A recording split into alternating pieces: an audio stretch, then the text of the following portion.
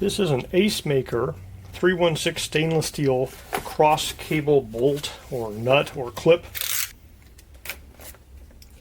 I received these for free to review from the Amazon Blind Voice review program. If you wanted to buy them, they would cost you $45 for this 20 pack. So that's, you know, several dollars per unit.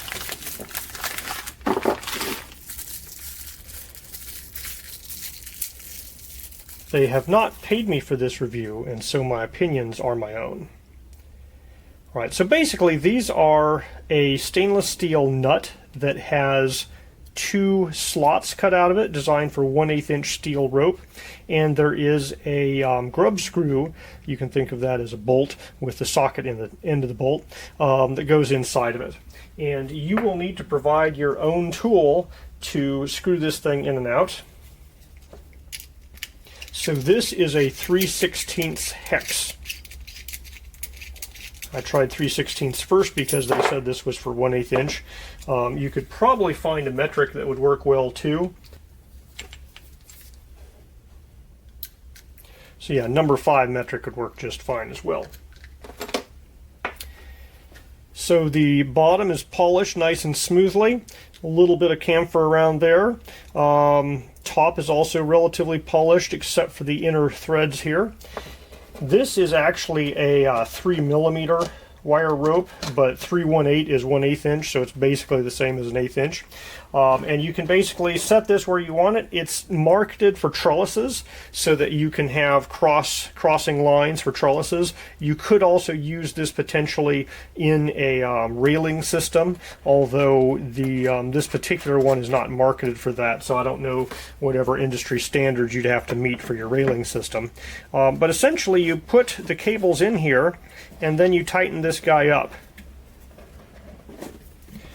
And so the tighter you get it, the less likely your cables are to move around.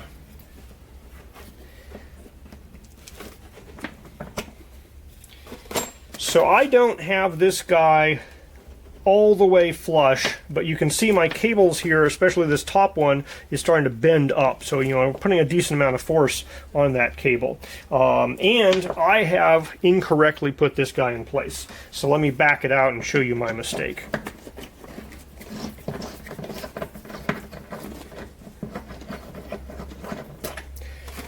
So if you examine this closely, one of these is lower than the other one. So this slot here goes in farther than that slot there. So the slot that goes in deeper is for your bottom cable.